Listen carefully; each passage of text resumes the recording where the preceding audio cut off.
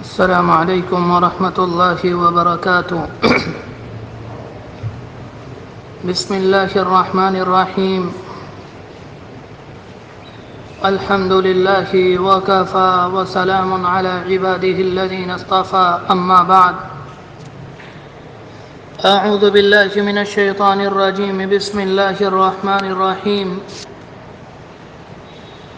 ولا يغتب بعضكم بعضا أيحب أحدكم أن يأكل لحم أخيه ميتا فكرهتموه واتقوا الله إن الله تواب رحيم. صدق الله العظيم. وقد قال النبي صلى الله عليه وآله وسلم: ذكرك أخاك بما يكره، أو كما قال عليه الصلاة والسلام. بہت ہی عزت و احترام کے مستحق میرے بزرگوں، قابل قدر دینی اور ایمانی بھائیوں، ہماری شریعت نے ہمیں جن چیزوں سے منع کرنے کا، جن چیزوں سے رکنے کا حکم دیا، ان کو ہم اور آپ گناہ کہتے ہیں. ہمیں اور آپ کو، پوری امت مسلمہ کو، گناہ سے اپنے آپ کو بچانا نہایت ضروری ہے. جو اللہ کے بندے اس دنیا میں اللہ کی عبادت نہیں کرتے، اللہ کی اطاعت نہیں کرتے، اللہ کی نافرمانی کرتے ہیں، اللہ کی معصیت کرتے ہیں، اللہ کی عداوت کرتے ہیں اور گناہوں والی زندگی گزارتے ہیں، وہ جہنم کے مستحق ہیں. اور اس دنیا کے اندر جو اللہ کے بندے اللہ کی عبادت کرتے ہیں، اللہ کی اطاعت کرتے ہیں، نبی علیہ السلام کے نقش قدم پر چلتے ہیں اور اپنے آپ کو گناہوں سے بچاتے ہیں، وہ جنت کے مستحق ہیں. اس دنیا کے اندر کچھ اللہ کے بندے تو وہ ہوتے ہیں جو بہت زیادہ نوافل کا اہتمام نہیں کرتے، لیکن اپنے آپ کو اللہ کی نافرمانی سے بچاتے ہیں، گناہوں سے بچاتے ہیں. ان کے بارے میں یوں کہا جا سکتا ہے، یہ دنیا کے اندر ایک بہت کام انجام دے رہے ہیں. اس لیے کہ اگر کوئی نفلی کام کرے اس سے اللہ راضی ہوتا ہے، اسے ثواب ملتا ہے، اور اگر کوئی نفلی کام نہ کرے تو اس کی پکڑ نہیں ہوتی، اللہ اس سے ناراض نہیں ہوتا. اس کے مقابلے میں اگر کوئی دنیا کے اندر اللہ کی نافرمانی کرتا ہے، اللہ کی بغاوت کرتا ہے، گناہوں والی زندگی گزارتا ہے، اس پر بندے کی پکڑ ہوتی ہے، اللہ ناراض ہوتا ہے، اس کی وجہ سے انسانوں کو عذاب دیا جاتا ہے. اس لیے اپنے آپ کو گناہوں سے بچانا بہت ضروری ہے. شروع میں نے جو قرآن مجید کی آیت تلاوت کی، اس آیت کے اندر اللہ تبارک و تعالی نے ان گناہوں کو بیان کیا جو انسان کی زبان سے صادر ہوتے ہیں، اور ان میں بھی سب سے پہلے اس گناہ کو بیان کیا جس کا رواج اس زمانے میں سب سے زیادہ عام ہے، وہ غیبت ہے. غیبت ایک ایسا گناہ ہے، ہمارے معاشرے میں، ہمارے سماج میں، ہماری سوسائٹی میں کثرت سے پایا جاتا ہے. کوئی محفل، کوئی مجلس، کوئی گفتگو اس سے خالی نہیں. اللہ تبارک و تعالی نے قرآن مجید میں نبی اکرم صلی اللہ علیہ وسلم نے اپنے ارشادات میں اس سے بچنے کی بہت تاکید فرمائی. قرآن مجید کی آیت ہے: وَلَا يَغْتَبْ بَعْضُكُمْ بَعْضًا، ایک دوسرے کی غیبت نہ کرو. کیا تم میں کوئی اس بات کو پسند کرتا ہے کہ اپنے مردار بھائی کا گوشت کھائے؟ پھر قرآن مجید کہتا ہے فَكَرِهْتُمُوهُ، تم اسے ناپسند کرتے ہو. جب مردار بھائی کے گوشت کو ناپسند کرتے ہو یا کرتے ہو تو پھر غیبت کیوں کرتے ہو؟ یہ بھی تو ایک طرح سے اپنے مردار بھائی کا گوشت کھانا ہے. اس کے بعد فرمایا واتقوا اللہ، غیبت سے بچو، چغلی سے بچو، اللہ سے ڈرو، اللہ سے معافی مانگو. اللہ مہربان ہے، اللہ گناہوں کو معاف کرنے والا، اللہ تمہارے گناہوں کو معاف کر دے گا. قرآن مجید کی اس آیت میں غیبت سے روکا گیا. سب سے پہلے یہ بات معلوم ہونی چاہیے غیبت کہا کس کو جاتا ہے، اس کے معنی کیا ہے. ترمذی شریف کی روایت ہے، اللہ کے رسول علیہ السلام سے آپ کے ایک صحابی نے معلوم کیا اے اللہ کے رسول غیبت کہتے کس کو؟ آپ نے فرمایا تھا ذکر اخاک بما یکرہ، اپنے بھائی کا اس کی غیر موجودگی میں اس انداز میں ذکر کرنا جس کو وہ ناپسند کرتا ہو، یعنی تم اپنے کسی بھائی کے حالات کا تذکرہ اس کی غیر موجودگی میں کسی محفل میں کرو اور کچھ عرصے کے بعد، کچھ وقت کے بعد اسے پتہ چلے فلاں جگہ پر فلاں نے میرے متعلق ایسی بات کہی جس سے اسے تکلیف ہو، اس کا دل ٹوٹ جائے، اسے برا لگے، آپ نے فرمایا یہ غیبت ہے۔ اس کے بعد اللہ کے رسول علیہ السلام کے ان صحابی نے آپ سے معلوم کیا ان کان فی اخی ما اقول، اے اللہ کے رسول میں نے ان کی خرابی جو بیان کی ان کی غیر موجودگی میں، اگر وہ خرابی وہ برائی واقعی ان کے اندر موجود ہو، آپ نے فرمایا تبھی تو غیبت ہے۔ اگر وہ خرابی اس کے اندر نہیں، وہ برائی اس کے اندر نہیں، تم نے وہ بیان کر دی، وہ غیبت نہیں، وہ بہتان ہے اور اس کا ڈبل گناہ ہے۔ علامہ شامی رحمۃ اللہ علیہ نے جہاں پر غیبت کے متعلق اپنی کتاب کے اندر ایک باب باندھا، انہوں نے ایک بہت شاندار بات کہی۔ وہ کہتے ہیں بعض لوگوں کی عادت یہ ہوتی ہے، وہ غیبتیں کرتے رہتے ہیں، غیبتیں کرتے رہتے ہیں، ان کو ٹوکا جائے غیبت نہ کرو تو وہ بڑی جرأت کے ساتھ، بڑی بے باکی اور ہمت کے ساتھ کہتے ہیں میں جو کہہ رہا ہوں بالکل ٹھیک ہے، میں نے جو خرابیاں بیان کی وہ ساری کی ساری اس کے اندر موجود ہے، میں اس کے سامنے بھی کہہ سکتا ہوں، مجھے اس کے سامنے کہنے میں کوئی ڈر نہیں۔ علامہ شامی رحمۃ اللہ علیہ بیان کرتے ہیں کہ انسان کا اس طرح کا اپنی زبان سے کوئی جملہ نکالنا یہ بہت خطرناک، یہ بہت سنگین ہے۔ اس کے ذریعے وہ سامنے والے کو یہ تاثر دے رہا ہے میں بالکل ٹھیک ہوں، وہ بالکل غلط ہے۔ اس کے بعد لکھتے ہیں کیا اس طرح سے وہ اس چیز کو حلال کرنا چاہتا ہے جس کو اللہ نے حرام کہا، اس طرح سے وہ اس چیز کو حلال کرنا چاہتا ہے جس کو رسول اللہ نے اور قرآن مجید نے حرام کہا۔ اگر اللہ نے کسی چیز کو حرام کہہ دیا یا قرآن مجید نے کسی کو حرام کہہ دیا، دنیا کی کوئی طاقت اسے حلال نہیں کر سکتی۔ غیبت یہی ہے، اگر اس کے اندر خرابی موجود ہے تب غیبت ہے، اور اس کے اندر کوئی خرابی نہیں تو وہ غیبت نہیں۔ حدیث شریف کے اندر آتا ہے کہ لوگوں کے عیوب کے پیچھے پڑنا بہت خطرناک بات ہے۔ آپ نے اپنے زمانے میں بتایا اگر کوئی انسان کسی مسلمان کے گناہوں یا برائیوں کے پیچھے لگ جائے، اس کی خرابیوں، اس کی برائیوں کے در پہ آ جائے تو اللہ اس کے پیچھے پڑ جاتا ہے، اور جب اللہ کسی کی برائی پر در پہ آتا ہے، اللہ کسی کی برائی کے در پہ آتا ہے، اس کے پیچھے ہو جاتا ہے۔ بندہ گھر کے اندر بھی کوئی معمولی سا گناہ کا کام کرتا ہے تو اللہ اسے سرعام رسوا کر دیتا ہے۔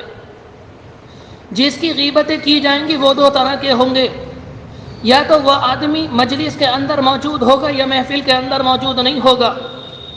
اگر کسی اللہ کے بندے نے کسی کے سامنے اس کو نیچا دکھانے کے لیے، اس کو شرمندہ اور رسوا کرنے کے لیے اس کے عیب بیان کیے تو اسے لمز کہتے ہیں۔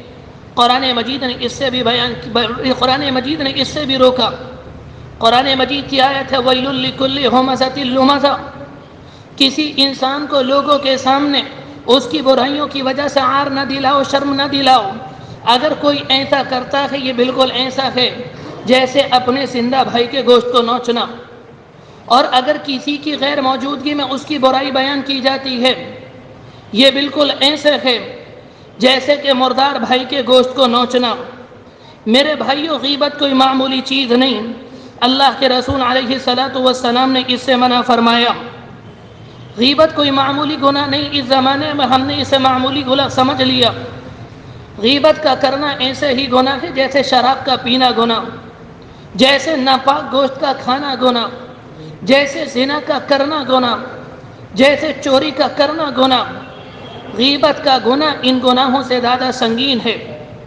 اگر کوئی انسان شراب پیتا ہے، کوئی انسان ناپاک گوشت کھاتا ہے، کوئی انسان بدکاری یا زناکاری کرتا ہے، اس کا تعلق حقوق اللہ سے ہے، اور حقوق اللہ کے سلسلے میں شریعت کا اصول یہ ہے اگر اللہ نے بندے کو توفیق دے دی، اس نے سچے دل سے زنا سے توبہ کر لی، ناپاک گوشت سے توبہ کر لی، اللہ اسے معاف کر دے گا۔ لیکن غیبت کا تعلق حقوق اللہ سے نہیں بلکہ حقوق العباد سے ہے۔ اس کے بارے میں اصول یہ ہے پہلے صاحب حق سے جا کر معافی مانگو، اگر وہ معاف کرے گا تو اللہ معاف کرے گا، اور اگر اس نے معاف نہیں کیا تو اللہ معاف نہیں کرے گا۔ اگر کسی نے غیبت کر لی اور وہ اللہ سے دعا کرتا ہے، چاہے 1000 مرتبہ نماز پڑھے، 1000 روزے رکھے اور 1000 مرتبہ صلاۃ التوبہ پڑھے، اس کے بعد اللہ سے دعا کرے اے اللہ میرے اس گناہ کو معاف کر دے، اللہ تب بھی معاف نہیں کرے گا۔ اس کے بارے میں اصول یہ ہے پہلے صاحب حق سے معافی مانگو، جب وہ معاف کرے گا تب یہ معاف ہوگا، ورنہ یہ معاف نہیں ہوگا۔ اللہ کے رسول علیہ الصلاۃ والسلام نے اس گناہ کی بہت سے موقعوں پہ اس گناہ کے نقصان کو صحابہ اکرام کے سامنے رکھا۔ اللہ کے رسول علیہ الصلاۃ والسلام کے خادم حضرت انس رضی اللہ عنہ بیان کرتے ہیں، جس موقع پر اللہ کے رسول علیہ السلام معراج میں تشریف لے گئے، آپ کو جنت کی سیر کرائی گئی اور آپ کو جنت کے احوال اور وہاں کی جہنم کی ہولناکیاں دکھائی گئیں۔ آپ نے دیکھا کہ جہنم میں کچھ لوگ ہیں، ان کے ناخن تانبے کے ہیں، وہ اپنے منہ کو نوچ رہے ہیں۔ آپ نے جبرائیل سے معلوم کیا جبرائیل یہ کون ہیں؟ جبرائیل امین نے کہا اللہ کے رسول یہ وہ لوگ ہیں جو دنیا کے اندر غیبت کرتے ہیں۔ یہ اللہ کے رسول علیہ السلام نے بیان فرمایا۔ میرے بھائیو، اگر دنیا میں کوئی غیبت کرے گا تو آخرت میں انجام یہ ہوگا۔ ایک موقع پر آپ نے فرمایا الغیبت اشد من الزنا، غیبت کا کرنا گناہ زنا کے کرنے سے زیادہ بدتر، اس سے زیادہ خطرناک۔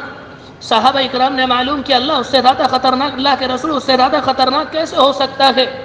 آپ نے فرمایا زانی اگر سچے دل سے توبہ کر لے اللہ معاف کر دے گا، لیکن غیبت کی توبہ اللہ سے نہیں، پہلے بندے سے مانگنی پڑے گی، بندہ معاف کرے گا تب اللہ معاف کرے گا۔ ایک موقع پر حدیث شریف کے اندر آتا ہے کہ اللہ کے رسول علیہ الصلاۃ والسلام نے فرمایا دنیا کے اندر بہت سے لوگ ہیں جو غیبتیں کرتے ہیں، انہوں نے غیبتیں کی ہوں گی، اس حال میں ان کا انتقال ہو جائے گا، دنیا سے چلے جائیں گے، حالانکہ ساتھ میں نمازیں پڑھی ہوں گی، انہوں نے روزے رکھے ہوں گے، انہوں نے حج کیے ہوں گے، انہوں نے زکوٰۃ دی ہوگی، انہوں نے صدقہ اور خیرات کیا ہوگا، لیکن جب پل صراط پر چڑھنے کا وقت آئے گا انہیں روک لیا جائے گا۔ پل صراط کیا ہے؟ یہ جہنم کے اوپر ایک پل ہے، جو اسے پار کر دے گا جنت میں چلا جائے گا، اور اللہ کو جسے جہنم میں پھینکنا ہوگا اس پہ سے نیچے گرا دیا جائے گا۔ انہیں پل پر چڑھنے نہیں دیا جائے گا، ان سے کہا جائے گا دنیا کے اندر تم نے غیبت کی، پہلے کفارہ ادا کرو، پہلے جس کی غیبت کی اس سے معاف کرو، اگر معاف کرو کر دے گا تو جنت میں جاؤ گے، ورنہ تمہارا ٹھکانہ جہنم ہے۔ حدیث شریف کے اندر آتا ہے کہ اللہ کے رسول علیہ الصلاۃ والسلام کے زمانے میں 2 خاتون نے روزہ رکھا، انہوں نے روزہ رکھنے کے بعد دونوں خاتون آپس میں جمع ہوئیں اور باتیں کرنا شروع کر دیں، باتیں کرتی رہیں، یہاں تک کہ ان کی باتوں کے اندر غیبت آ گئی اور وہ غیبت بھی کرتی رہیں۔ ایک وقت آیا کہ باتیں کرتے کرتے دونوں پر بے ہوشی کسی حالت طاری ہو گئی، جیسے روزے میں بہت زیادہ پیاس لگ رہی ہوتی ہے، انسان بستر پر لیٹ جاتا ہے، انسان کی زبان باہر آ جاتی ہے۔ اللہ کے رسول علیہ السلام کے ایک صحابی اٹھے اور آ کر اللہ کے رسول علیہ السلام کے پاس آئے اور پورا واقعہ بیان کیا۔ اللہ کے رسول 2 راتوں نے روزہ رکھا اور وہ باتیں کر رہی تھی، اچانک ان کی یہ حالت ہو گئی، لگ رہا ہے کہ مرنے کے قریب ہیں۔ اللہ کے رسول علیہ السلام نے فرمایا کہ ان دونوں عورتوں کو میرے پاس لے کر آؤ۔ ان دونوں عورتوں کو اللہ کے رسول کے پاس لایا گیا۔ حدیث شریف کے اندر آتا کہ آپ نے ایک پیالہ منگایا اور آپ نے ان میں ایک عورت سے کہا اس میں قے کرو۔ جب اس عورت نے قے کی، اس کے منہ سے خون نکلا، پیپ نکلی اور گوشت کے چھوٹے چھوٹے اجزاء نکلے۔ آپ نے دوسری عورت سے کہا تم بھی قے کرو، اس کے پیٹ سے بھی یہی چیزیں خارج ہوئی، یہاں تک کہ پیالہ بھر گیا۔ اللہ کے رسول علیہ السلام نے فرمایا یہ وہ ہے، یہ تمہارے ان بھائیوں کا گوشت ہے، یہ تمہاری ان بہنوں کی پیپ اور گوشت کے اجزاء ہیں جن کی تم غیبتیں کر رہی تھی۔ اللہ تبارک و تعالی نے نبی اکرم صلی اللہ علیہ وسلم کے زمانے میں غیبت کا انجام دکھا دیا کہ آخرت میں غیبت کا انجام کیا ہوگا، اور قرآن مجید بھی یہی کہتا ہے وَلَا يَغْتَبْ بَعْضُكُمْ بَعْضًا، ایک دوسرے کی غیبتیں نہ کرو۔ میرے بھائیو، شریعت نے انسان کے مزاج کی، ہماری فطرت کی رعایت رکھی۔ جہاں غیبت سے منع کیا، چند موقعوں پر شریعت نے غیبت کی اجازت دی۔ ایک اللہ کے بندے نے دیکھا کوئی ایسا کام کر رکھے جس سے دوسرے کو نقصان پہنچ سکتا ہے، اس کے لیے واجب ہے کہ وہ دوسرے کو جا کر بتائے کہ فلاں سے ہوشیار رہو، ہوشیار نہ رہو گے تو تمہاری جان کو خطرہ ہے۔ اور ایسا اللہ کے رسول علیہ الصلاۃ والسلام نے خود کیا، اور آپ نے اپنی امت کو تعلیم دی۔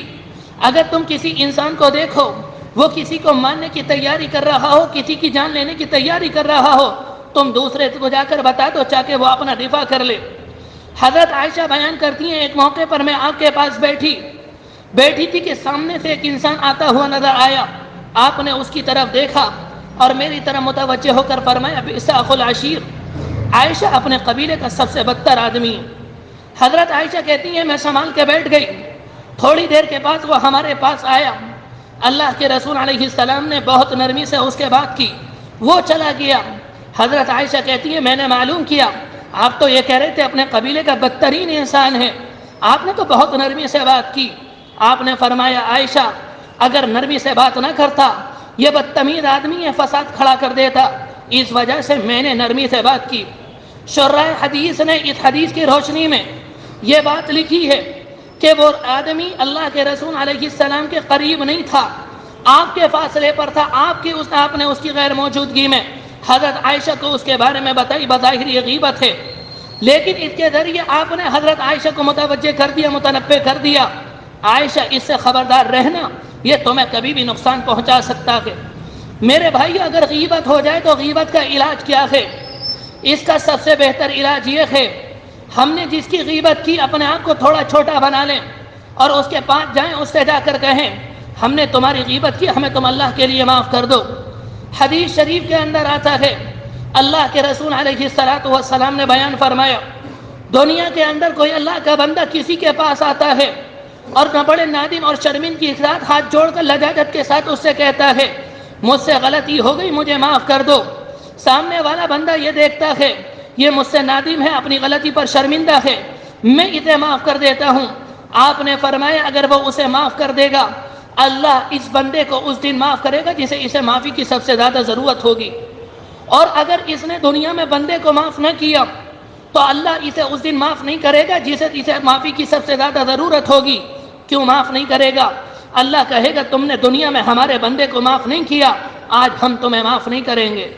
میرے بھائیو اگر غلطی ہو جائے معافی مانگ لیں، ان میں کوئی برائی کی بات نہیں۔ نبی اکرم صلی اللہ علیہ وسلم کا مزاج یہی تھا، آپ اپنے آپ کو چھوٹا بنا لیتے تھے، آج پتہ نہیں ہمیں کیا ہو گیا، ہم ان کی امت میں ہم کہتے ہیں ہم نبی کا نام لینے والے، لیکن نبی کی کوئی بات ماننے کو اس زمانے میں تیار نہیں۔ اللہ کے رسول علیہ السلام جب اپنی عمر کے آخر مرحلے میں تھے، مدینہ منورہ کے اندر آپ مسجد نبوی کے اندر آئے، آپ نے صحابہ اکرام کو جمع کیا اور مدینہ کے اندر جو صحابہ اکرام تھے وہ سارے کے سارے آپ کی مسجد میں آئے، آپ کھڑے ہوئے اور آپ نے خطبہ دیا۔ خطبہ دینے کے بعد آپ نے فرمایا آج میری ذات تمہارے درمیان ہے، اگر مجھ سے کسی کو تکلیف پہنچی ہو، کسی کو جانی اور یا مالی کسی طرح کی حق تلفی ہوئی ہو، میری ذات تمہارے درمیان ہے، بدلہ لینا چاہے بدلہ لے لو اور معاف کرنا چاہو معاف کر دو۔ میرے بھائیو یہ معافی کون مانگ رہا ہے؟ یہ امام الانبیاء، یہ نبی آخر الزماں، یہ اللہ کے محبوب، یہ اللہ کے چہیتے، جن کی وجہ سے اللہ نے اس کائنات کو بنایا اور اس کائنات کو سجایا۔ آپ کو کوئی عار نہیں آئی، آپ کو کوئی شرم نہیں آئی، آپ نے صاف یہ بات کہی میں تم سے معافی کا، مجھ سے اگر کسی کو تکلیف پہنچی ہو چاہے معاف کر دے اور بدلہ لینا چاہے تو بدلہ لے لے۔ آپ کا یہ کہنا تھا کہ صحابہ اکرام کی ہچکیاں بن گئیں، اے اللہ کے رسول آپ محبوب ہیں، کون ایسا ہوگا جس سے آپ کو تکلیف پہنچی ہوگی؟ آپ کا یہ کہنا تھا۔ آپ کے صحابہ میں ایک صحابی کھڑے ہوئے کہ اللہ کے رسول ایک موقع پر آپ نے مجھے تکلیف پہنچائی، میں آپ سے بدلہ لینا چاہتا ہوں۔ صحابہ اکرام انہیں دیکھنے لگے یہ کون ہے اور کس سے بدلہ لینا چاہ رہا ہے؟ صحابہ اکرام نے بہت سمجھایا، اس کی سمجھ میں نہ آئی۔ اللہ کے رسول علیہ السلام نے معلوم کیا بتاؤ کس موقع پر میں نے تمہیں تکلیف پہنچائی؟ وہ کہنے لگا اللہ کے رسول ایک موقع پر آپ صفوں کو درست کر رہے تھے، میں صف کے اندر کھڑا تھا، آپ کے ہاتھ میں ایک قمچی تھی، آپ نے اس کے ذریعے میری کوکھ میں کچوکا لگایا، میں اس کا بدلہ لینا چاہتا ہوں۔ آپ نے ناگواری کا اظہار نہیں کیا، آپ نے فرمایا آ جاؤ بدلہ لے لو۔ وہ صحابی آپ کی کمر کے پیچھے آئے اور آ کر کھڑے ہو گئے، کہنے لگے اللہ کے رسول جس موقع پر آپ نے میرے ڈنڈی چبوئی تھی میری پیٹھ پر قمیص نہیں تھی، آپ کی قمیص پر آج آپ کی پیٹھ پر قمیص ہے، اگر اس طرح سے بدلہ لوں گا بدلہ پورا نہ ہوگا۔ آپ نے اپنے ایک صحابی کو اشارہ کیا، ان صحابی نے آپ کی قمیص اٹھائی، یا آپ کی پیٹھ کو لپٹ گئے اور مہر نبوت کا موسا لیا؟ میرے بھائیوں، کہنے کا مقصد یہ ہے، جب نبی آخر الزماں اپنی امت کے سامنے اپنے آپ کو پیش کر سکتے ہیں، اگر میری ذات سے کسی کو تکلیف ہوئی، بدلہ لینا چاہے تو بدلہ لینے، ہم اور آپ کس شمار میں آتے ہیں؟ ہم کس قطار میں ہیں؟ میرے بھائیوں، فضائل کی روایت کے اندر یہ حدیث موجود ہے، اللہ کے رسول علیہ السلام کی سنتوں میں کسی زمانے میں امت سنت پر عمل کرنا بند کر دے، اور امت اس زمانے میں جب اس حدیث پر، اس سنت پر عمل کرنا بند کر دے، جو کوئی اس سنت کو زندہ کرے گا اللہ 100 شہیدوں کا ثواب دے گا۔ میرے بھائیوں، ایسا لگتا ہے یہ سنت اس زمانے میں آپ کی مفقود ہو گئی، اگر آج ہم اس سنت کو زندہ کریں گے انشاءاللہ 100 شہیدوں کا ثواب ملے گا، اور اللہ کے رسول ہم سے راضی ہوں گے، ہمیں دیکھ کر کل یہ کہیں گے یہ وہ لوگ ہیں جب میری اس سنت پر عمل بند ہو گیا، انہوں نے اس زمانے میں میری اس سنت کو زندہ کیا۔ میرے بھائیوں، ہماری زبان سے جو الفاظ نکلتے ہیں ہم ایسے ہی کہہ دیتے ہیں، ہم سمجھتے ہیں اس کی کوئی قیمت نہیں، یہ زبان آج ہمیں مفت میں ملی ہوئی ہے، اس کی کوئی قدر نہیں، اس کی قیمت اگر معلوم کرنی ہے تو کسی گونگے سے جا کر معلوم کیجئے، جس کی زبان پر فالج ہو گیا ہو، جس کی قوت گویائی یعنی بولنے کی صلاحیت سلب ہو چکی ہو، اس سے جا کر معلوم کریں، وہ بتائے گا زبان کی قیمت کیا ہے۔ اس زبان کی قیمت یہ ہے، اس زبان کے فوائد بھی بہت ہیں، اس زبان کے نقصان بھی بہت ہیں۔ حدیث شریف کے اندر آتا ہے اس کے فوائد تو یہ ہیں، جب انسان اپنی زبان سے ایک مرتبہ سبحان اللہ کہتا ہے، ایک مرتبہ الحمدللہ کہتا ہے، اس کے یہ کہنے کے نتیجے میں میزان عمل کا آدھا پلہ بڑھ جاتا ہے۔ بخاری شریف کی روایت ہے، اللہ کے رسول علیہ السلام نے فرمایا تھا، کلمتان حبیبتان الی الرحمن، 2 کلمے اللہ کو بہت محبوب ہیں، خفیفتان علی اللسان، جن کی ادائیگی زبان پر بہت سہل ہے، ثقیلتان فی المیزان، وہ میزان عمل کو بھرنے والے۔ وہ 2 کلمے کیا ہیں؟ سبحان اللہ و بحمدی، سبحان اللہ العظیم۔ جب کوئی اللہ کا بندہ یہ کہتا ہے سبحان اللہ و بحمدی، سبحان اللہ العظیم، یہ میزان عمل کو بھر دیتا ہے۔ حدیث شریف کے اندر آتا ہے، اللہ کے رسول کے ایک صحابی آپ کے پاس آئے اور آ کر معلوم کیا اللہ کے رسول سب سے افضل عمل کیا ہے؟ آپ نے فرمایا سب سے افضل عمل یہ ہے تمہاری زبان ہر وقت اللہ کے ذکر سے تر رہے، تم بیٹھتے چلتے اٹھتے پھرتے سبحان اللہ الحمدللہ اللہ اکبر کہتے رہو۔ اللہ کے رسول نے فرمایا یہ سب سے افضل عمل ہے۔ اس زبان کا نقصان کیا ہے؟ اس زبان کا نقصان یہ ہے، اللہ کے رسول علیہ السلام نے فرمایا انسان نیک کام کرتا رہتا ہے، نیک کام کرتا رہتا ہے، جنت کے قریب پہنچ جاتا ہے۔ بعض دفعہ انسان کی زبان سے ایک جملہ نکلتا ہے اور انسان جنت سے اتنا دور ہو جاتا ہے جتنا مشرق اور مغرب کے درمیان فاصلہ۔ یہ اس زبان کا نقصان۔ ایک موقع پر آپ نے فرمایا هل يكب الناس في النار على وجوههم الا حصائد السنتهم، انسانوں کو جہنم میں اوندے منہ پھینکنے والی اگر کوئی چیز ہے وہ انسان کی زبان سے نکلے ہوئے الفاظ ہیں۔ میرے بھائیوں، اس زبان کا نقصان بھی بہت ہے، اس زبان کا فائدہ بھی بہت ہے۔ آج اختیار ہمیں ہے، چاہے صحیح فائدے میں استعمال کریں، چاہے اس کے ذریعے نقصان۔ میرے بھائیوں، اگر غیبت کریں گے، اگر اس سے چغلی کریں گے، اگر اس سے جھوٹ بولیں گے، لوگوں کے درمیان انتشار کریں گے، یہ زبان مجھے اور آپ کو جہنم میں لے جائے گی۔ اور اسی زبان کو اگر قرآن مجید کی تلاوت میں، ذکر و اذکار میں استعمال کریں گے، یہی زبان مجھے اور آپ کو جنت میں لے جائے گی۔ اللہ سے دعا کرے اللہ غیبت سے بچا لے، غیبت کی قباحت کو، غیبت کی برائی کو ہمارے دل کے اندر بٹھا دے، اور ہماری زبان سے ایسے الفاظ ادا کرا دے جو ہمیں جنت میں لینے والے بن جائیں، جہنم سے ہمارا اجتناب کرا دیں۔ جو بات کہی گئی اللہ عمل کی توفیق نصیب فرمائے۔ وآخر دعوانا ان الحمد للہ رب العالمین۔